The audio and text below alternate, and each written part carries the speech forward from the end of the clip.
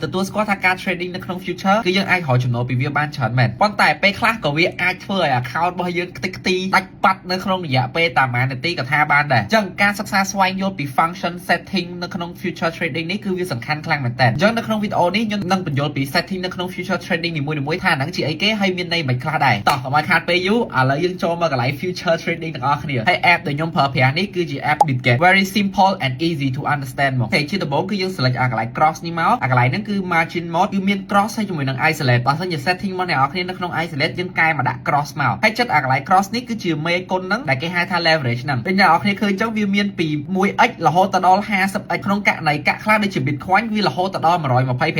ប៉ុន្តែមេគុណនេះយើងប្រើកាន់តែខ្ពស់វាកាន់តែគ្រោះថ្នាក់ចំណេញលឿនមែនដាច់កលឿនដូចគ្នានិយាយទៅគឺអាវុធមុខពីរអញ្ចឹងខ្ញុំ recommend អ្នកនរគ្នាដាក់ពីត្រឹម10ទៅ20ទៅបានហើយបន្ទាប់មកនៅក្រោមហ្នឹងអ្នកនរគ្នាប្រកាសជាឃើញ market ហើយយើងអាច select វាបានអាកន្លែងនេះគេហៅថា order type វាមានច្រើនខ្លាំងមែនតើតែយើងមិនខ្វាយខ្វល់វាពេកទេយើងគួរយល់ដឹងតែពី limit ហើយជាមួយនឹង market គឺវាគ្រប់គ្រាន់ហើយអូខេឥឡូវនេះគឺខ្ញុំសូមនិយាយពី market ពេលដែលយើងដាក់វានៅក្នុង market ពេលយើងទិញភ្លាមវាបានភ្លាមការកំងរបស់យើងគឺដើរតាមតម្លៃទីផ្សារមានន័យថាពេលយើងទិញភ្លាមគឺបានភ្លាមលក់ភ្លាមគឺបានភ្លាមហ្មងអញ្ចឹង market នេះគឺវារៀងស្រួលប្រើប្រាស់ប្រភេទមួយទៀតនៅលើគេហ្នឹងគឺ limit ហ្នឹងគឺមានន័យថាយើងអាចដាក់កំងតម្លៃលើហ្នឹងបានឧទាហរណ៍ថាកាក់ BGB នេះឥឡូវតម្លៃវា 4.53 សេនតែអ្នកនរគ្នាគាត់ថាតម្លៃហ្នឹងនៅខ្ពស់ហ្នឹងយើងអត់ចង់ទិញតម្លៃហ្នឹងទេយើងចង់ទិញតម្លៃក្រោមហ្នឹងយើងអាចកែវាបានដល់ឥឡូវយើងដាក់វា 4.4 អញ្ចឹងទៅនៅខាងស្ដាំ setting នេះអ្នកនរគ្នាឃើញតម្លៃហើយអាតម្លៃនៅកណ្ដាលនេះហ្នឹងគឺតម្លៃទីផ្សារឥឡូវហ្នឹងហើយអាខាងលើគេពណ៌ក្រហមហ្នឹងគឺជាតារាងដែលគេដាក់ order ចង់លក់វាខាងឆ្វេងនេះគឺជាតម្លៃដែលគេចង់លក់ខាងស្ដាំនេះគឺជាចំនួន quantity ដែលគេដាក់លក់បើខាងក្រោមនេះគឺជាចំនួនទិញនិយាយទៅអាក្រហមហ្នឹងលក់អាខៀវហ្នឹងគឺគេទិញហើយអាកណ្ដាលគេហ្នឹងគឺតម្លៃទីផ្សារបច្ចុប្បន្នដល់ឥឡូវនេះខ្ញុំដូរដាក់តម្លៃទីផ្សារ market ហ្មងទៅវាស្រួលជាងហើយកន្លងខាងក្រោមនេះតម្លៃ nominal value នេះអ្នកនរគ្នា select ទៅគឺវាមាន quantity បើសិនជាយើង select យក quantity ពេលយើងចូលចំនួនយើងវាយកន្លែងលេខហ្នឹងគឺយើងទិញជាចំនួនកាក់ហ្មងឧទាហរណ៍ថាយើងវាយ5មានន័យថាយើងកំពុងចង់ trade 5 BGB តែបើសិនជាមួយទៀតយើងដាក់ cost value មានន័យថាពេលដែលយើងវាយតួលេខទៅអាហ្នឹងគឺគេគិតជា USD ឬឧទាហរណ៍ថាឥឡូវយើងវាយ50រៀលមានន័យថាយើងទទួលបាន215 BGB ចឹងទៅអញ្ចឹងកន្លែងនេះគឺតាមចំណងចំណូលចិត្តទេយកមួយណាក៏បានដែរអូខេកន្លែងបន្ទាប់ទូចខាងក្រោមនេះគឺមាន TP ជាមួយនឹង SL ពេលដែលយើងចុចទៅគឺវា load កឡោនមកបន្ថែម2ទៀតហើយអញ្ចឹងអាកន្លែងនេះគឺមានន័យថាយើងអាច set TP ហើយជាមួយនឹង SL ឲ្យហើយពេលដែលយើងបើកការ order ឥឡូវឧទាហរណ៍ថាខ្ញុំបើក position long កាក់ BGB នេះមួយចោះអញ្ចឹងខ្ញុំដាក់ cost value $10ដល់អ្នកនេះឃើញក្រោមនឹងអត់គឺយើងនឹងទទួលបានកាក់ BGB ចំនួន43កាក់ហើយ TP គឺខ្ញុំដាក់នៅ 4.6 ចោះ SL គឺខ្ញុំដាក់ 4.5 ចុះចឹងអ្នកនរគ្នាឃើញអត់នៅហ្នឹងគឺគេបង្ហាញតួលេខឲ្យយើងមើលហ្មងបើសិនជាយើងឡងហើយតម្លៃវាដល់ TP របស់យើង $4.6 គឺយើងនឹងទទួលបាន profit ចំនួន $2.83 ហើយបើសិនជាចូល SL របស់យើងគឺយើងខាតអស់ចំនួន $1.33 តោះឥឡូវយើងសាកចុចបើក position long ហ្មងអូខេឥឡូវនេះយើងបើកមក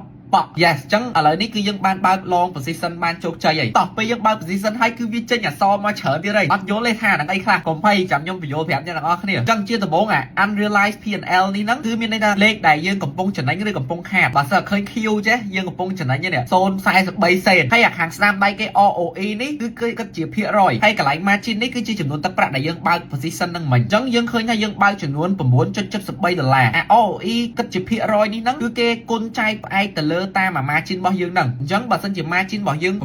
$9.7 ហើយយើងឃើញ ROE របស់យើងបូក 100% មានន័យថាយើងកំពុងចំណេញ $9.73 ហើយដោយសារ ROE ហ្នឹងគឺគេគិតទៅលើភាគរយ margin ដែលយើងចូលសូបើសិនជាឃើញអា ROE របស់យើងហ្នឹងដក 100% មានន័យថាយើងកំពុងខាត $9.73 ហើយអាហ្នឹងគឺវាមិនសំខាន់នៃណាទេគ្រាន់តែវាជាតួលេខគិតជាភាគរយអញ្ចឹងបើយើងចង់ដឹងច្បាស់យើងចំណេញខាតប៉ុន្មានយើងមើលតែ unrealized P&L នេះទៅបានហើយអាចិត្ត margin ខាងឆ្វេងដៃនេះយើងឃើញគេដាក់ position ហ្នឹងតាម app ខ្លះកន្លែងហ្នឹងគឺជា size value អាហ្នឹងមានន័យថាចំនួននេះគឺជាចំនួនសរុបដែលយើងកំពុងចូលគឺគេយក margin គុណជាមួយនឹង leverage ដែលយើងប្រើប្រាស់អញ្ចឹងលេខ 195 USDT ដែលអ្នកកំពុងឃើញនេះហ្នឹងបានមកពី margin របស់យើង 9.73 74 ស្អីហ្នឹងគុណជាមួយនឹង leverage ដែលយើងបើកគុណនឹង 20 ហ្នឹងគុណទៅគឺវាឃើញ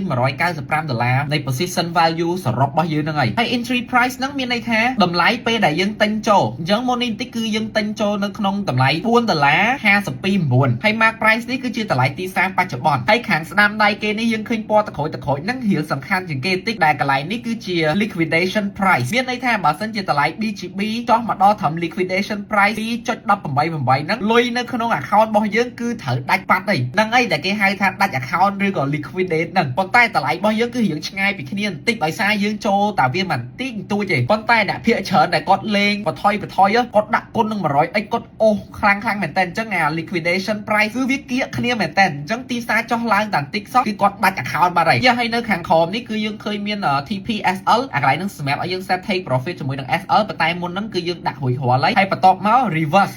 ហ្នឹងមានន័យថាបើសិនជាយើងកំពុងបើក position long យើងចុច reverse ហ្នឹងទៅគឺវា close position long របស់យើងហ្នឹងហើយបន្ទាប់មកគឺវាត្រឡប់ទៅជា short position វិញចឹងអាកន្លែងហ្នឹងបើឧទាហរណ៍ថាយើងគិតថាអូខេវាឡើងថ្លៃអស់ចិត្តហើយវាត្រូវធ្លាក់មកវិញហើយយើងអត់ចង់ close វាហើយតមកបានចុច short ម្ដងទៀតអីវារៀងយូរបន្តិចយើងចុចតា reverse ហ្នឹងប៉ុចគឺវា close long position យើងហើយគឺវាបើក short position ឲ្យយើងទៀតហើយវាបើក margin ក្នុងតម្លៃដដែលដែលយើងបើក long មុនមិញហ្នឹងយ៉ាហើយខាងស្ដាំដៃនេះហ្នឹងគឺ close ពេលយើងចុចទៅគឺវាមានឲ្យយើងអូសភាគរយយើងចង់ close 25 50អីស្រេចចិត្តយើងទេយ៉ាអញ្ចឹងឥឡូវនេះគឺយើង close មកបក successful អូខេអ្នកនរគ្នានៅសល់មួយចំណុចទៀតខ្ញុំភ្លេចប្រាប់មូលហេតុដែលខ្ញុំចូលចិត្តប្រើ Bitget ខ្លាំងដោយសារអ្នកនរគ្នាមានចាប់អារម្មណ៍កន្លែងនេះអត់នេះកន្លែង realize TNL USDT ដក .51 សេនហ្នឹងអាហ្នឹងគឺអីគេអាហ្នឹងគឺជា fee trading របស់អ្នកទាំងអស់គ្នានៅ Bitget គឺវាអត់លាក់បាំងអាហ្នឹងឬក៏ដាក់នៅក្នុងកន្លុកកលៀនអីទេគឺវាដាក់បង្ហាញឲ្យយើងមើលឃើញតែហ្នឹងមកអញ្ចឹងគឺយើងវាស្រួលគិត fee យ៉ាអញ្ចឹង position របស់យើងមួយនេះ fee របស់វាគឺអស់ត្រឹមតែដក